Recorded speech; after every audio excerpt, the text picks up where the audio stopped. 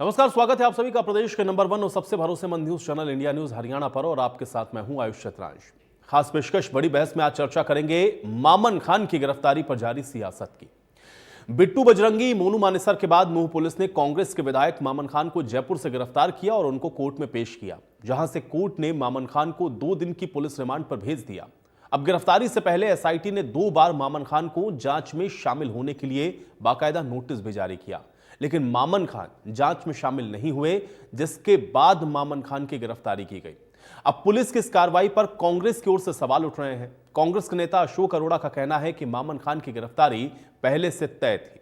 वहीं कांग्रेस के विधायक मोहम्मद इलियास ने भी मामन खान की गिरफ्तारी को गलत करार दिया और मामन खान की गिरफ्तारी पर सरकार के मंत्री जेपी दलाल, कंवरपाल गुर्जर और मूलचंद शर्मा ने कहा कि जो गलत है उस पर कार्रवाई हुई है। किसी से हमारा कोई द्वेष नहीं है, जांच हो रही है और उसमें सच सामने आएगा। अब इंडिया न्यूज हरियाणा से खास बातचीत में मामन खान के वकील ने भी कहा कि पुलिस ने मामन खान को गलत तरीके से गिरफ्तार किया है। जिस दिन हिंसा हुई उस दिन मामन खान वहां मौके पर मौजूद नहीं थे। तहत भारतीय जनता पार्टी के लोग और ये सरकार के लोग अपनी विफलताओं को दूसरे पे डालने का काम करें, जबकि कांग्रेस पार्टी की तरफ से नेता प्रतिपक्ष चौधरी भूपेंद्र सिंह हुड्डा और सभी हम लोगों ने कहा है कि हाई कोर्ट के सिटिंग जज से इंक्वायरी होनी चाहिए। बहुत जो घटना गई है बहुत निंदनीय घटना है। जिस प्रकार से यात्रा की उन्होंने मंजूरी ली हुई थी और सरकार को कहा हुआ था कि हमारे इतने लोग हैं, सरकार को उनकी सुरक्षा का इंतजाम करना चाहिए था। जब हमारे दूसरे एमएलए जो नूंह से हैं, उन्होंने प्रशासन को कहा था कि सोशल मीडिया में दोनों तरफ से ऐसी पोस्टें वायरल हो रही हैं जिससे झगड़ा होने का खतरा है, तो सरकार को उसको संज्ञान में लेते हुए पूरी कार्रवाई करनी चाहिए थी, परंतु सरकार वो कार्रवाई कर नहीं पाई। अपनी विफलता को छिपाने के लिए अब कांग्रेस के विधायक को पकड़ लिया। हम इसका विरोध करते हैं। बाकी रही माननीय कोर्ट की बात है, जो कोर्ट करेगा हम उस पर विश्वास। तो आप सहमत नहीं है इस पूरी कार्रवाई को लेकर, जिस तरीके से गिरफ्तारी की बात नाजायज गिरफ्तारी है ये, और बाकी जो माननीय कोर्ट जो फैसला करेगा वो हमारे लिए मान्य होगा। ये कानून सबके लिए बराबर है, चाहे कोई भी हो, किसी इस पक्ष का हो उस पक्ष का हो। कानून जिसने कानून का उल्लंघन करेगा उस पर कार्रवाई होगी। उस देश में एक कानून है, जो कानून का उल्लंघन करेगा उस पर कार्रवाई जरूर होगी। देखिए, इसमें जो भी व्यक्ति दोषी होगा उसके खिलाफ कार्रवाई की जाएगी, वो मैंने पहले कह दिया था। और जिस प्रकार का माहौल वहाँ पे बना, उसमें जो विधायक हैं मामन खान, वो बिना इंक्वायरी के बाहर भी अगर हम देखें तो हमें दिखाई देता है इस प्रकार का माहौल। लेकिन जो कार्रवाई है, तो जो जांच है उसके बाद ही उसकी बड़ी है, क्योंकि जिस प्रकार का बयान उसका विधानसभा में था वो भी गैर जिम्मेदाराना बयान था। कोई जनप्रतिनिधि इस प्रकार की भाषा का इस्तेमाल नहीं करता। और जिस प्रकार से माननीय गृह मंत्री जी ने कहा है कि जहाँ जहाँ भी हिंसा हुई वहाँ वहाँ पे मामन खान पाया गया, जो इंक्वायरी है उसमें, जो रिपोर्ट आई उसमें, तो स्वाभाविक ये है कि जिस प्रकार से सारा घटना हुई और इंक्वायरी में अगर उसका नाम है तो निश्चित तौर से उसको गिरफ्तार। नहीं, मेरा ये कहना है, देखो ये विवाद का नहीं, पूरे मामला हम प्रदेश का, और जो भी इसमें लोग दोषी होंगे उसके खिलाफ कार्रवाई होगी। अगर मामन जी ठीक है तो दूध का दूध पानी का पानी होगा। ये तो नहीं किसी से द्वेष है, भावना है, और किसी से ना द्वेष है ना कोई इस तरह की भावना रखने की है। तो इसमें जो भी देखिए, पुलिस प्रशासन का जो काम है, वो पुलिस प्रशासन, मामन खान भी कोर्ट में गए थे, वो भी अपनी अग्रिम जमानत चाह रहे थे, ये भी गए हुए हैं। तो ये भी एक न्यायिक प्रक्रिया और पुलिस की प्रशासन की प्रक्रिया का हिस्सा है। और पुलिस प्रक्रिया और न्याय प्रक्रिया जो है वो अपने हिसाब में, इस हिसाब से जो चीज़ें घटित होती हैं, उसमें मुझे लगता है कि कोई पॉलिटिकल स्टेटमेंट की या उसकी आवश्यकता मुझे लगती नहीं है। मामन खान को विधानसभा के अंदर अपना पक्ष रखना चाहिए था, लेकिन भूपेंद्र सिंह हुड्डा ने पाबंदी लगा दी इन पे, तीनों मुस्लिम जो एमएलए थे, कि आप विधानसभा में इस इशू पे कुछ नहीं बोलेंगे।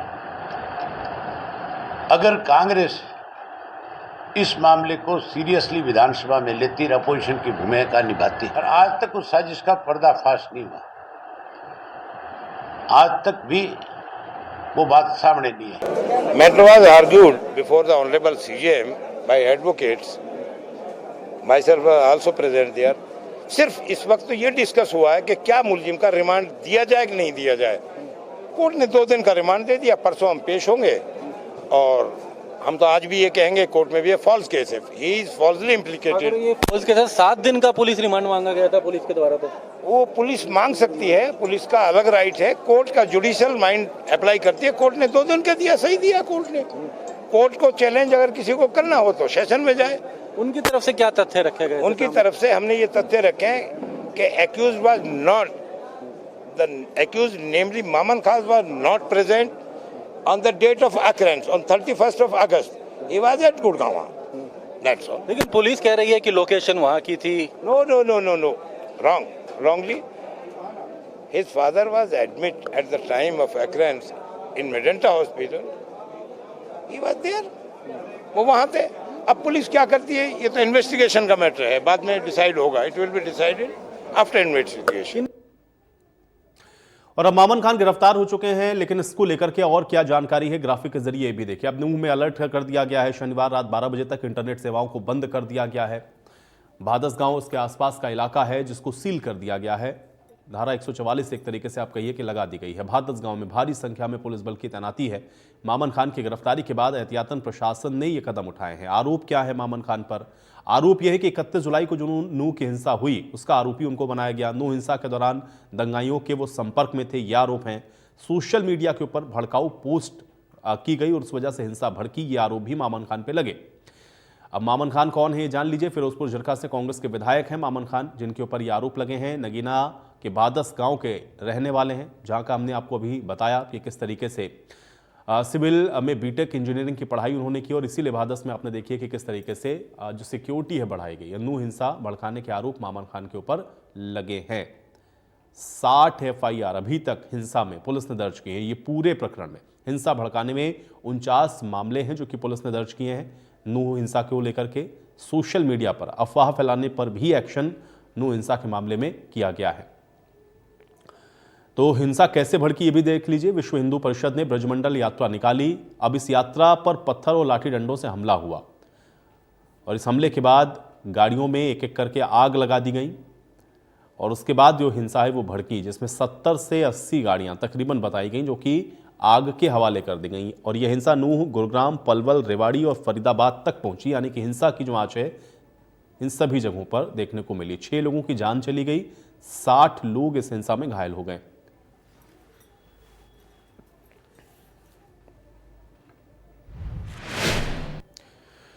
और अब आज की बड़ी बहस के कुछ सवाल हैं, उस पर नजर डालते हैं, उसके बाद आज की चर्चा में आगे बढ़ते हैं। आज की बड़ी बहस का पहला सवाल यह है कि मामन खान तो गिरफ्तार हुए हैं, लेकिन कांग्रेस में हाहाकार क्यों है? दूसरा सवाल यह है कि SIT के सवालों से क्यों भागे मामन खान और जांच की दिशा आखिर कौन भड़काना चाहता है? ये तीनों सवाल बेहद महत्वपूर्ण हैं क्योंकि एक दूसरे के साथ आप देख रहे हैं कि ये सवाल एक तो जुड़े हुए हैं और दूसरा ये है कि जो कार्रवाई हो रही है उस कार्रवाई को लेकर के भी जो सवाल हैं वो अभी से उठने शुरू हो चुके हैं। लेकिन अब जिस तरह से मामन खान की गिरफ्तारी हुई है, 2 दिन की जो रिमांड है उसमें क्या कुछ होगा, और दूसरा इसको लेकर के जो राजनीति हो रही है उसको थोड़ा समझते हैं। कुछ मेहमान हमारे साथ जुड़ गए हैं, उनका परिचय आपके साथ करवा देते हैं। प्रोफेसर वीरेंद्र चौहान जी हमारे साथ जुड़े हुए हैं, भारतीय जनता पार्टी के प्रवक्ता हैं। वीरेंद्र चौहान जी स्वागत है आपका चर्चा में। बालमुकुंद शर्मा जी हमारे साथ जुड़े हुए हैं, कांग्रेस पार्टी के प्रवक्ता हैं। बालमुकुंद शर्मा जी आपका स्वागत। रजत पंजेटा जी हमारे साथ जुड़े हुए हैं, इंडियन नेशनल लोकदल के प्रवक्ता हैं। रजत पंजेटा जी आपका स्वागत। और विनोद बंसल जी हमारे साथ जुड़े हुए हैं, VHP प्रवक्ता है। विनोद बंसल जी आपका भी स्वागत है। वीरेंद्र जी, हम लोग देख रहे हैं लगातार चूंकि कल से और लेकर के अभी तक जो भी प्रकरण हुआ उसमें एक तो कोर्ट ने जो बातें कही वो टिप्पणियां, और दूसरा ये कि गिरफ्तारी कल जब हुई, आज हम लोग देख रहे हैं कि लगातार ये कहा जा रहा है कि आप लोग अपनी नाकामी को छुपाने के लिए इस तरह से उनकी जो गिरफ्तारी है आप लोग करवा रहे हैं। सीधे आरोप हैं आप लोगों के ऊपर। कैसे देखते हैं इसको? क्योंकि कांग्रेस अभी भी ये कह रही है कि आप लोगों ने अपनी नाकामी को छुपाने के लिए मामन खान को गिरफ्तार कर दिया।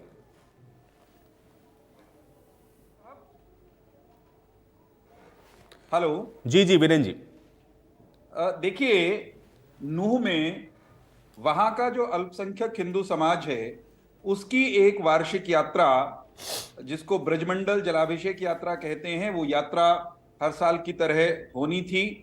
उस यात्रा पर जब कई हजार लोग, जिसमें बच्चे, बूढ़े, जवान, महिलाएं, सब लोग शामिल थे, वो शांतिपूर्ण तरीके से अपने मंदिरों में जलाभिषेक के लिए चले। वे कोई भड़काऊ काम नहीं कर रहे थे। जय श्री राम के उद्घोष लगा रहे थे, भारत माता की जय का उद्घोष होगा, वंदे मातरम का उद्घोष होगा, और वे किसी की भावनाएं भड़काने जैसी कोई बात नहीं कर रहे थे। उन लोगों पर एक हिंसक भीड़ ने रास्ता रोककर, घेर कर, पहाड़ों से चारों तरफ से घेराबंदी करके गोलीबारी की। कई लोगों की उसमें जान चली गई। कई हजार लोगों को कई घंटे तक हिंसक भीड़ ने घेर कर रखा एक नल्हड़ के मंदिर में।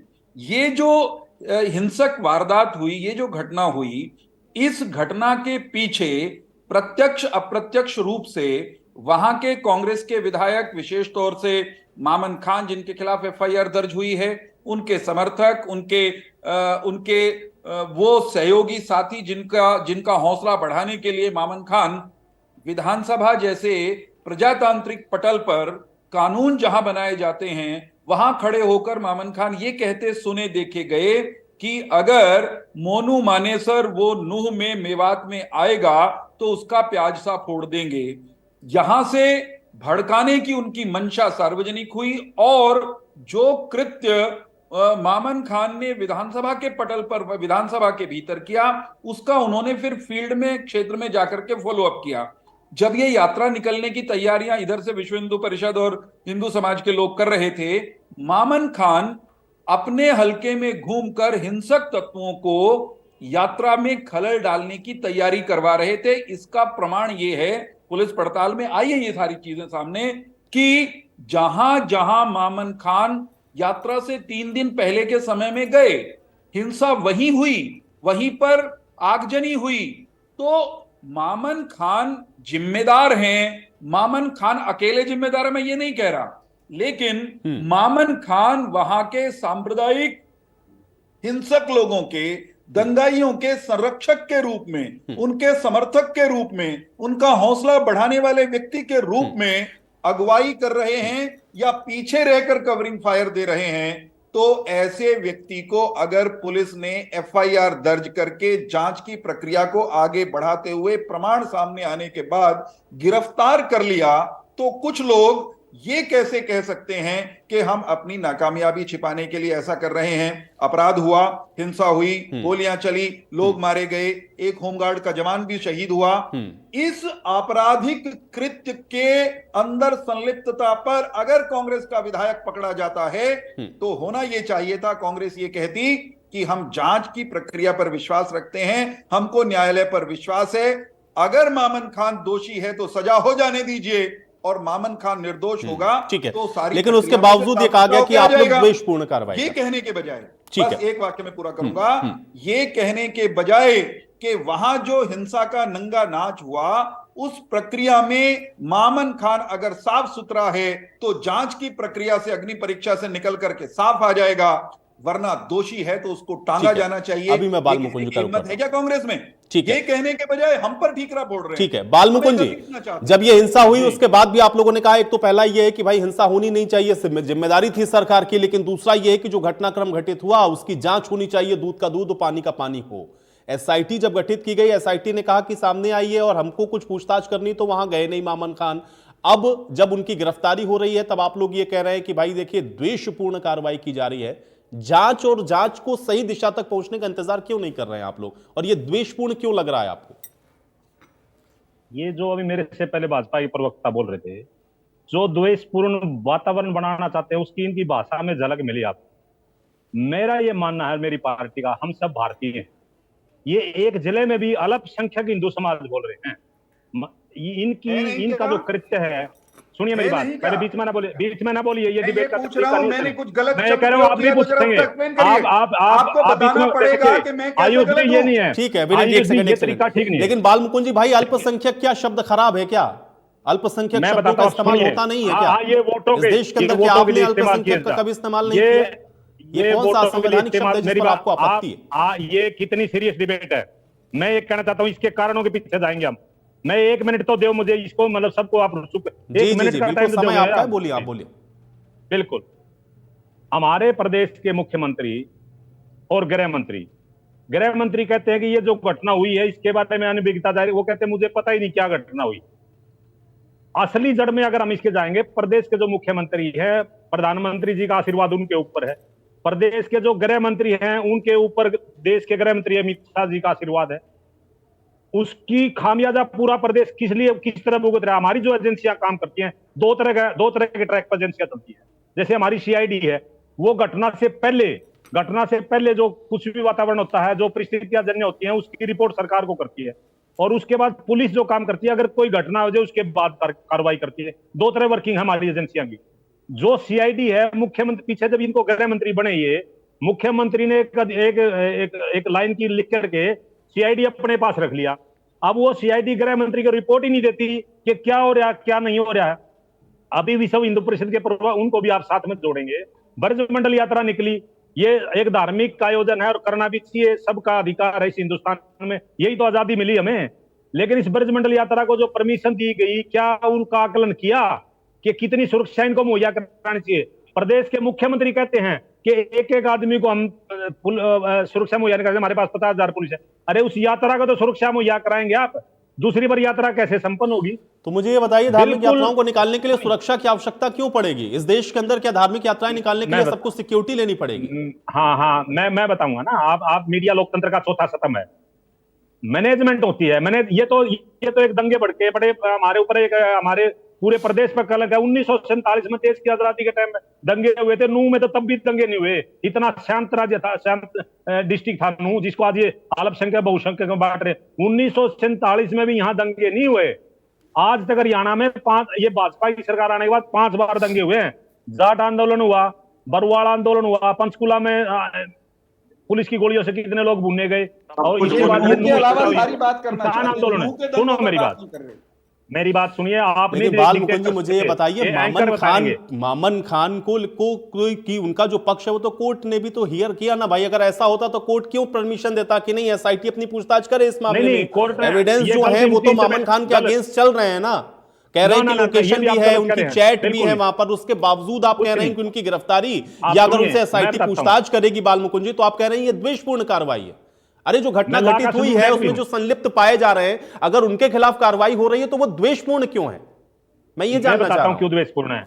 मैं बताता हूं मैं क्यों। मामन खान विधायक है हमारे, वो उस समय उनके पिताजी वेदांता में एडमिट थे, वो वहां थे। किसी भी तरह घटनाक्रम में उनकी इन्वॉल्वमेंट कोई साबित नहीं पुलिस कर पाई। पुलिस ने रिमांड मांगा है, माननीय अदालत ने रिमांड दिया है, वो 2 दिन में रिमांड के बाद पता लग जाएगा। वो तो दूध का दूध पानी का पानी होगा, लेकिन पुलिस के पास कोई अभी भी साक्ष्य नहीं थे। वो एक सम्मानित विधायक हैं, कांग्रेस पार्टी के विधायक हैं। जांच की प्रक्रिया अगर उन्होंने कोई आरोप है उसमें कुछ प्राइमा फेसी एविडेंस होते हैं जिसके आधार पर पूछताछ होती है। अब एसआईटी के सामने वो पेश ही नहीं हो रहे थे बाल मुकुंद जी, और आप ये कह रहे हैं कि नहीं ये द्वेषपूर्ण कार्रवाई है। अरे मोनू मानेसर, बिट्टू बजरंगी पर भी कार्रवाई हुई, तब आपने तो नहीं कहा कि ये द्वेषपूर्ण है। मामन खान को जैसे ही एसआईटी ने बोला हम आपसे पूछताछ करेंगे, द्वेषपूर्ण हो गई। उनकी इन्वॉल्वमेंट सीधी थी। मामन खान का फरवरी का बयान है विधानसभा में, ऑफिशियल स्टेटमेंट उनकी वो रिकॉर्ड में है। ये जो लोग, दोनों लोग थे, बिट्टू बजरंगी और इनका तो दंगों के साथ सोशल मीडिया पे सरकार ने गिरफ्तार किया। वहां आप निष्कर्ष पर पहुंच गए। मामन खान वाले प्रकरण में आप चाहते हैं कि सारी चीज फेयर हो, यहां आप निष्कर्ष पर पहुंच गए। भाई यहां पर भी अदालत को छोड़िए ना। फिर कहां निष्कर्ष पे? नहीं, मैं आप कह रहे हैं, आपने तो फैसला सुना दिया कि नहीं वो तो है इन्वॉल्व, आप उनको मान के चलिए कि वो इन्वॉल्व है उसके अंदर। आरोपी वो तो सोशल मीडिया, आरोपी ऐसे ही मामन खान भी है, लेकिन उनकी गिरफ्तारी पर कोई प्रश्न चिन्ह नहीं है। मामन खान पूर्व के एक बयान के आधार पर उनको गिरफ्तार किया, पहले का दिया बयान था। ये तो मौके पर इनकी, अरे भाई उनकी लोकेशन बता रही है एसआईटी, 1.5 किलोमीटर के रेडियस में है जहां जहां दंगे हुए।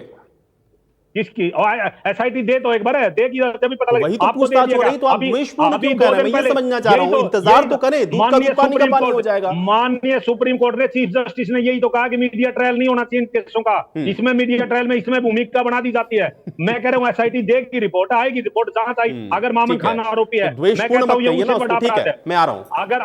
अगर मामन खान आरोपी है, क्योंकि वो विधायक है, जिम्मेवार आदमी है, उसको मोनू मानेसर से भी कड़ी सजा होनी चाहिए। चलिए, अब आपने सही बात कही है, लेकिन कम से कम इंतजार कर लेना, इंतजार करें। बिल्कुल, ठीक है पंजेटा जी, सजा होनी चाहिए अगर ऐसा दोषी है। लेकिन वो ये मत कहें कि द्वेषपूर्ण है, आप ये कहिए ठीक है, अगर दोषी नहीं होंगे तो जांच में कुछ नहीं निकलेगा। पंजेटा जी, कार्रवाई द्वेषपूर्ण है, कार्रवाई जो ने टाइम ठीक है, लेकिन अभी भी आप फिर देखिए वही बात है ना, इधर भी आपकी उधर भी आपकी। ठीक है पंजेटा जी, ना मैं ठीक कह रहा हूँ। कांग्रेस ही तो ठीक करती है, बाकी तो कोई ठीक कहता ही नहीं है। पंजेटा जी, क्या ये द्वेषपूर्ण कार्रवाई है?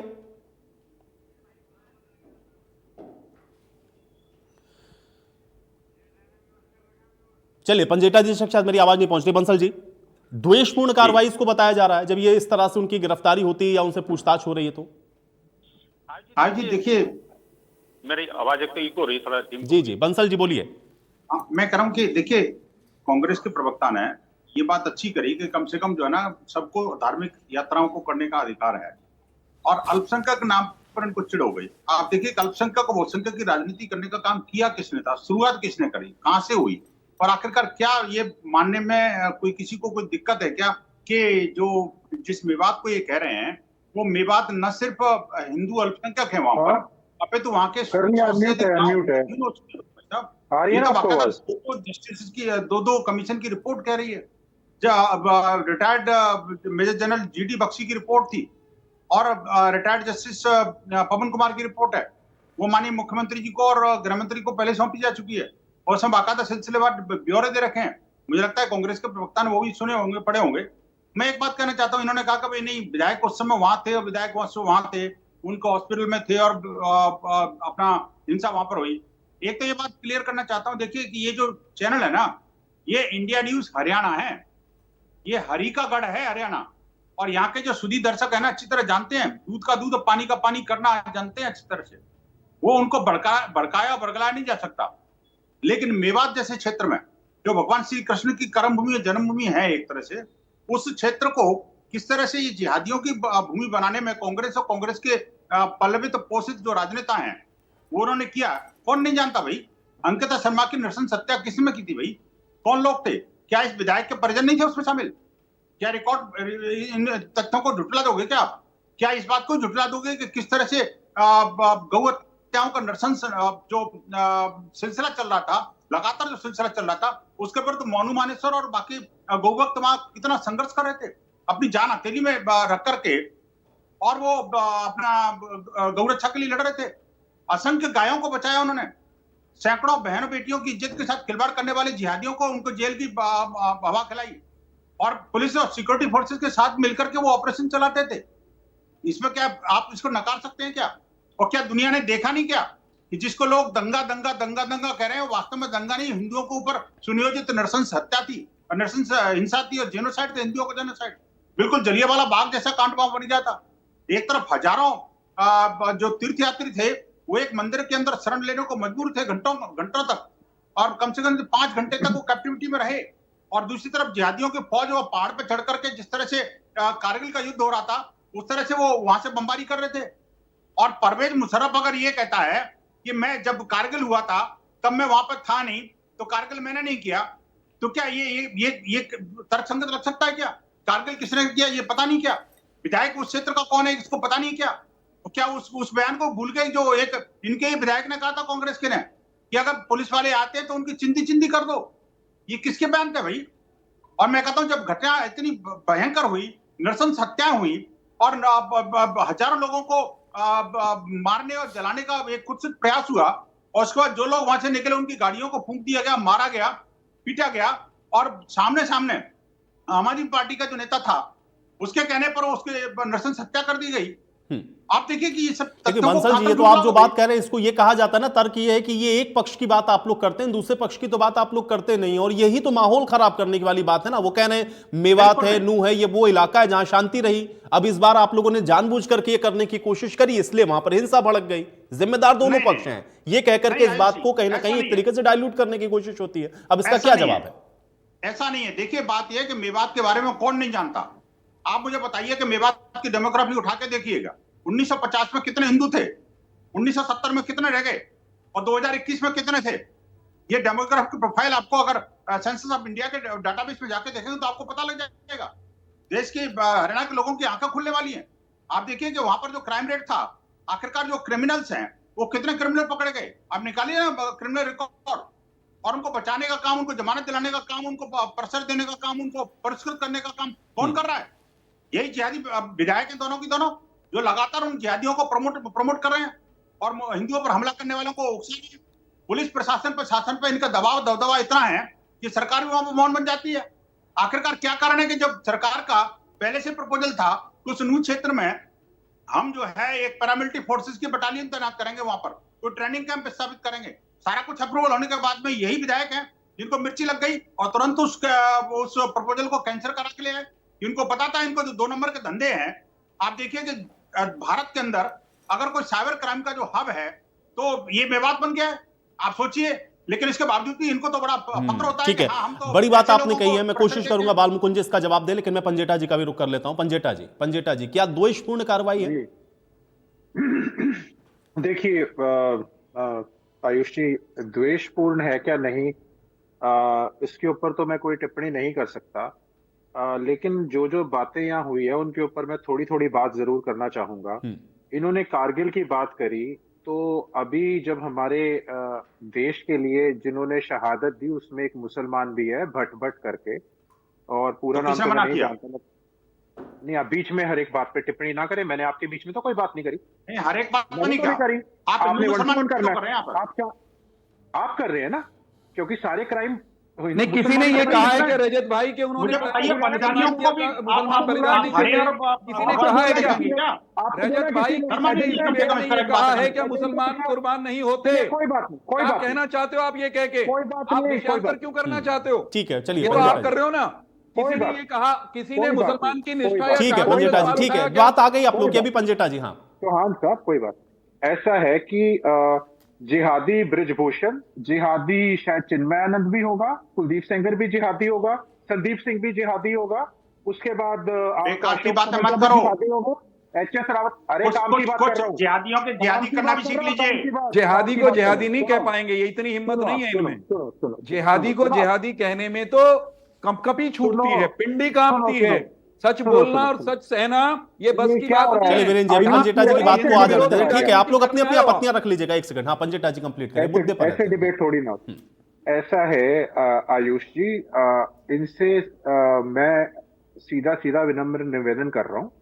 आपको कोई एजेंडा होगा, आप मुझे बोलने नहीं देना चाहते तो अलग बात है। आपको मैं ध्यान बहुत शांतिपूर्वक सुना।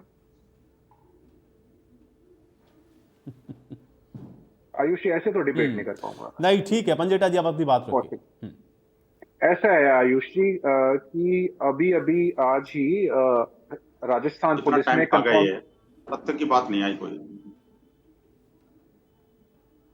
पंजेटा जी बात रखिए। ऐसे तो नहीं आई, ये तो आयुष जी। पंजेटा जी देखिए भाई, तो चर्चा में बीच में कुछ तो बात आएगी ना। आप अपनी बात तो रखिए ना, कम से कम बात रखिए। होगी तब तो रखेंगे। पंजेटा जी, यार कौन आदमी हो आप? क्या तकलीफ क्या आपको? तमीज ही नहीं आपको, तो बड़े बदतमीज आदमी हो आप। हिंदुओं के ठेकेदार, हरे कपड़े पहन कर तमीज सिखा रहे हो। Very good. इनेलो के प्रवक्ता और तमीज, मोनू हरियाणा के लोगों को तमीज सिखाओगे आप? हिंदू समाज को तमीज सिखा रहे हो? वाह, रजत पंजेटा भाई, आपने रजत पंजेटा हरी कमीज पहन के तमीज सिखा रहे हो? रख नहीं पा रहे हैं। तमीज है आपका। चलिए ठीक है। अब आप लोग देखिए, आज ना तो आप लोग मोनू मानेसर या ना तो आप लोग जो है ये जो मुद्दा उस पर चर्चा कर रहे हैं, आप लोग एक दूसरे के ऊपर टीका टिप्पणी कर रहे हैं ना। मैं ये जानना चाह रहा हूं कि क्या ये जो कार्रवाई हो रही है वो द्वेषपूर्ण है क्या? आपने कहा कि आप इस पर टिप्पणी नहीं करना चाहते हैं, फिर आपको इस कार्रवाई में क्या दिख रहा है? पंजेटा जी, एक सेकंड बोलने दे पहले उनको। पंजेटा जी देखिए, आयुष जी, बात ऐसी है कि राजस्थान पुलिस ने आज ये कंफर्म कर दिया है कि मोनू मानेसर जो है वो जो डबल मर्डर की प्लानिंग और कॉन्स्पिरेसी थी उसमें सीधा इन्वॉल्व था।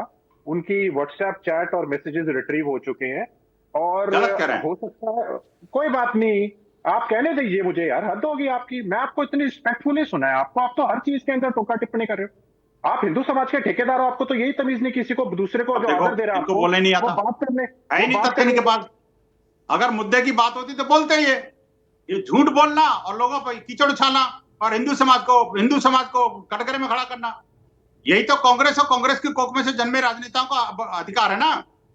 कभी सनातन को नेस्तनाबूद करेंगे, कभी इनको डर ये लगेगा कि चलिए, आप लोग देखिए सनातन तक पहुंच गए। मैं तो ये जानना चाह रहा हूं कि भाई ये जो कार्रवाई हो रही है उस कार्रवाई को किस नजरिए से वो देख रहे हैं? थोड़ा सा उनका पक्ष तो जानिए ना। उनके पास तथ्य नहीं है, ये आप निर्धारित ना करें। पंजेटा जी देखिए, आयुष जी, सरकार के पास पूरी इनपुट थी, सरकार के पास इंटेलिजेंस की इनपुट थी। आप मुझे ये बताइए, सरकार ने इतनी इनपुट के बाद हरियाणा क्यों जलने दिया? 6 मासूम लोगों की जान क्यों जाने दी। उसके बाद ऐसी ऐसी न्यूज छपी न्यूज़पेपर्स के अंदर, टाइम्स ऑफ इंडिया को मैं कोट करके कहूंगा कि जो कॉर्पोरेट है वो यहाँ से शिफ्ट करने का, पलायन करने का सोच रहा है। स्कूल बंद हो गए, सारा का सारा इन्होंने पहले रोहतक झज्जर ऐसे ही जलवाया था, पंचकुला ऐसे ही जलवाया था। ये बेशरम है किसान, ये कह रहे हैं कुरुक्षेत्र जो है कर्म भूमि है कृष्ण की, उसी कृष्ण की जो कर्म भूमि है, वहां किसानों को वही पीटा गया था, हाथ पैर तोड़े गए थे जब किसान आंदोलन की शुरुआत हुई थी। वो ये सनातनी किसानों को 750 किसान शहादत हो जाए उनकी, वो तो ये देख सकते हैं। आयुष भाई, अब ये विषयांतर नहीं हो रहा क्या? ये संदीप सिंह कौन सा सनातनी है? ब्रिजभूषण ये विषयांतर नहीं हो रहा क्या? आप बताइए, ये विषयांतर नहीं हो रहा क्या? ठीक है, लेकिन उनका ये कहना है कि आपके पास इनपुट से ये हिंसा कैसे हो गई, वो आज भी उसी सवाल पे कायम है। वो ये नहीं कहना चाहते हैं कि आपने कार्रवाई जो की वो द्वेषपूर्ण है या नहीं है। ठीक है, टिप्पणी करने का आपने ठेका ले लिया। अरे अगर इंडियन नेशनल लोकदल के मुखिया प्रकाश चौटाला को सजा मिली है तो क्या सारी इंडियन नेशनल लोकदल चोर है? क्या जेजेपी के साथ समर्थन लेकर क्यों चला रहे हो? तो जेजेपी के साथ समर्थन लेकर सरकार क्यों चला रहे हो? शर्म करो कम से कम, आपके बीच में नहीं कुछ बोलोगे? तो शर्म कर लो, कुछ तो शर्म करो। मैं ये कह रहा हूँ कि लोकदल के मुखिया अगर जेल काट के आए हैं तो रजत पंजेटा का। ठीक है पंजेटा जी, आप देखिए, आपका सवाल अभी भी वही है जो पहले दिन से इस हिंसा के बाद से था कि आपके पास इनपुट से आपने कार्रवाई नहीं की। आप ये नहीं कहना चाहते कि कार्रवाई द्वेषपूर्ण है या नहीं है। ठीक है, अभी मैं जवाब लेता हूं। ठीक है वीरेंद्र जी, मैं सिर्फ ये कह रहा हूं कि यहां पर जो नैरेटिव खड़ा करने की कोशिश हो रही है वो बड़ा विचित्र है। मसलन मेवात में, नूह में हिंदू अल्पसंख्यक है, लेकिन कथित धर्मनिरपेक्ष लोगों को, कथित धर्मनिरपेक्ष लोगों को, रुक जाओ, सुन लो जरा, दर्द नहीं होना चाहिए, दर्द नहीं होना चाहिए, सुनना चाहिए ना, अब सुनना चाहिए। मैं चुपचाप बैठ के सुन रहा था आपको, मैंने चुपचाप सुना आपको, चुपचाप सुना। अरे सुनो रजत भाई, ऐसे कुछ नहीं होगा। मैंने बहुत संयम से सुना आपको। आयुष भाई, ठीक है पंजेटा जी, अभी सुन लीजिए। ठीक है, इस व्यक्ति को मैं तो रुक जाओ आयुष भाई, ये रुक जाओ पंजेटा जी। ठीक है, ओवरऑल आपने अपनी बात को रख लिया ना अभी। ठीक है, इधर से जवाब आने दीजिए ना, इनको जवाब देना है। पंजेटा मैं बहुत विनम्रता से एक बात कह रहा हूँ, रुक जाओ भाई, रुक जाओ। मैं ये कह रहा हूँ रजत भाई, रुक जाओ। बहुत आपने बहुत खेल खेल लिया, रुक जाओ। अरे रुक जाओ। ठीक है पंजेटा जी, लेकिन जवाब इधर से आएगा ना। ठीक है, सवाल आ गए आपके, अब जवाब सुनिए। जवाब ठीक है, उत्तर देने दीजिए मेरे भाई, उत्तर सुन लीजिए, उत्तर देने दीजिए, या ये कह दीजिए आयुष जी को कि डिबेट। ठीक है पंजेटा जी, ठीक है, मैं समझ गया, आपको बोलने नहीं दिया, लेकिन आप दूसरों को भी नहीं बोलने देंगे तो जस को तस करने से कोई फायदा नहीं ना। जवाब तो चाहिए होगा, नहीं तो सवाल सिर्फ कहते रहने से फायदा कुछ नहीं है। जवाब ले वीरेंद्र जी, कहा जवाब दो, लेकिन ये तुमको करते रहे। अब नहीं रुक रहे, देखो डिबेट खराब हो जाएगी ना। क्या निकालोगे रजत भाई, क्या लेके जाओगे घर आज, क्या लेकर जाओगे? ठीक है पंजेटा जी, ठीक है, बात आपने रख दी ओवरऑल। ठीक है, मैं एक बात कह रहा हूँ, मैं ये कह रहा हूँ, भड़के भाई, जब आदमी के पास कहने को कुछ नहीं होता तब वो जब आपके पास कहने को कुछ नहीं है, जब आपके पास कहने को कुछ है नहीं, जब आपको कुछ कहने को है नहीं, जब आपके पास है नहीं कुछ कहने को, तो आप रुक नहीं रहे। नहीं, मैं तो कह रहा हूं ना, आपके पास कोई बात नहीं है कहने को। यही ये जो घमंडिया वाले लोग हैं, वो जो घमंडिया हैं और जो घमंडिया के चिपके हुए हैं, वो सारे ऐसे ही। आयुष भाई डिबेट चलानी है। पंजेटा जी सुन लीजिए, पंजेटा जी सुनिए। पंजेटा जी, आपकी बात आ गई ना, आपने अपनी बात रख ली। अब देखिए, आप भी वैसे ही करेंगे तो कोई उसका अर्थ नहीं है ना। फिर तो क्या, मैं छोड़ देता हूं, आप दोनों लोग लड़ते रहिए, कोई अर्थ नहीं है ना उस चीज का। अगर चाहते हैं हरियाणा की जनता की भलाई या तथ्य थोड़ा सा चला जाए यहां से भी, तो सुन लीजिए। दंगाइयों के खुले समर्थक हैं, ये दंगाइयों के खुले समर्थक हैं। नूह की हिंसा पर एक वाक्य नहीं बोला इस व्यक्ति ने। मोनू मानेसर गौ तस्करों की हत्या में शामिल है कि नहीं, उसके सबूत लेके घूम रहे हैं। तकरीबन आयुष भाई रोक लीजिए, मुझे अपनी बात देने का अधिकार है। अगर ये डिबेट आप चलाना चाहते हैं तो कृपया पंजेटा जी सुनिए, इनको रोक लीजिए कृपा करके। अरे ठीक है पंजेटा जी, भाई इतना समय तो आपका भी खराब नहीं किया था, अब तो हो गया ना, आपने बराबर से बदला ले लिया, हो गया, बार पार हो गया। थोड़ा सा केवल इतनी सी बात, थोड़ी ना खराब करूंगा। अरे बाल मुकुंद जी तो रिश्तेदार है ना आजकल आपके, बाल मुकुंद जी तो गठबंधन के पार्टनर है आपके। समय तो मेरा खराब करने अब देखिए उलझ रहे हैं आप लोग, आपस में उलझ रहे हैं। मैं कह रहा हूं मुद्दे पर आइए, मुद्दे पर आइए। जो आरोप लगे हैं वीरेंद्र जी, जवाब दीजिए। एक सेकंड एक आपको हिंदू समाज का पक्ष नहीं जाने देने का। वीरेंद्र जी मैं एक चीज कहना चाहता हूँ। पंजेठा जी विद्वान व्यक्ति हैं, पढ़े लिखे। पंजेठा जी की बात, मुझे मेरी बात कहने दीजिए, मुझे मेरी बात कहने दीजिए पहले। पंजेठा जी विद्वान प्रवक्ता हैं, कहने दो। मैं ये कहना चाहता हूँ वो विद्वान प्रवक्ता मेरी बारी तो शुरू नहीं हुई अभी, मैं कह दूं उसके बाद आप आ जाना। मैं ये कह रहा हूं कि आपकी डिबेट में जिस तरह से नैरेटिव बिगाड़ने वाले सारे प्रयास हो रहे हैं, यही हमारी चिंता का विषय है। मेवात में, नूह में हिंदू अल्पसंख्यक हैं, लेकिन जैसे ही अल्पसंख्यक कहा, उन लोगों के पेट में सबसे ज्यादा दर्द हुआ जो सारे देश में अल्पसंख्यकों के, यानी अल्पसंख्यक से इनका मतलब केवल मुसलमान है, मुसलमानों के तुष्टीकरण की राजनीति आंख मूंद कर करते रहे हैं। यहां पर हिंदू समाज, अरे रुक तो जाओ, हरी शर्ट पहनकर वो जो कहा ना बंसल जी ने, हरा रंग ज्यादा चढ़ गया। रुक जाओ, कहने दो मुझे कहने दो। मैं आपके केवल जो आपने सवाल है उनका उत्तर दे रहा हूं। ये कह रहे हैं, देखिए चर्चा आज हो रही है नूह पर। नूह के मामले में मोनू मानेसर पर भी एक FIR दर्ज है, और मोनू मानेसर पर राजस्थान वाले मामले में भी एक FIR दर्ज है। लेकिन रुक जाओ, अरे रुको। लेकिन गजब की बात यह है कि कांग्रेस के प्रवक्ता हों या इनेलो के प्रवक्ता हों या इनके कोई और मित्र हों, ये नूह में जिन लोगों ने प्रत्यक्षतः बंदूक उठाकर, हथियार उठाकर हिंसा की, सरकार कहां थी? रुको, बात पूरी नहीं होने दोगे तो सरकार कहां थी? सरकार किस लिए सुनी जाती है? अमन चैन कानून व्यवस्था, देखो आप ये सरकार कहां थी? क्या कह लोगे? नहीं ठीक है बालमुकुंद जी, सरकार सुनी जाती है इसीलिए, लेकिन अभी उधर से पक्ष सुनिए पहले। मुझे मेरी बात कहने दीजिए, मेरी एक बात कह लेने दीजिए। मैं ये कहता हूं नूह में, अरे रुक जाओ मेरे मित्र, रुक जाओ, मुस्कुराओ थोड़ा सा। नूह में जो लोग सीधे तौर पर हथियार उठाकर वहां के अल्पसंख्यक, शांतिपूर्ण अल्पसंख्यक यात्रियों पर हमला बोल रहे थे, गोली चला रहे थे, अरे रुक तो जाओ, सरकार कहां थी? आपकी बारी आएगी, मैं फिर वहीं से शुरू होऊंगा, कोई बात थोड़ी है।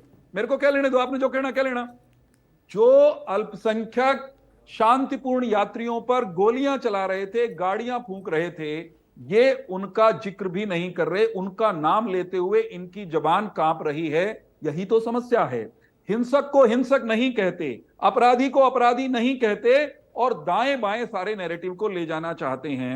मोनू मानेसर पर पूरा फोकस है, करिए ना, हमने कब रोका? मोनू मानेसर गिरफ्तार हो गया, लेकिन मैं याद कराना चाहता हूं रजत पंजेठा जी को कि 4 दिन पहले, सुनो जवाब दे रहा हूं, जवाब सुनो। मोनू मानेसर को लेकर राजस्थान के DGP ने 10 दिन पहले भी और 4 दिन पहले भी खुले में यह कहा था कि उस व्यक्ति का सीधे तौर पर उन गो तस्करों की हत्या में कोई उसकी संलिप्तता नहीं है। अब राजस्थान पुलिस ले गई है, कुछ निकल आएगा तो देखेंगे। एक मिनट रुको तो सही, रुको तो सही, अभी पूरी बात ठीक है। चलिए, अब मेरे पास समय भी और नहीं है, आप लोगों का शुक्रिया समय निकालने के लिए, चर्चा का हिस्सा बनने के लिए। तो आरोप प्रत्यारोप के बीच में चर्चा मैं यही समाप्त कर रहा हूं, लेकिन सवाल महत्वपूर्ण यही है कि जो गिरफ्तारी हुई है उसको आखिर द्वेषपूर्ण क्यों बताया जा रहा है, और अभी जो 2 दिन की रिमांड है उसमें क्या कुछ खुलासे होने वाले हैं, ये देखना बहुत महत्वपूर्ण होगा। आज बड़ी बहस में मेरे साथ फिलहाल इतना ही।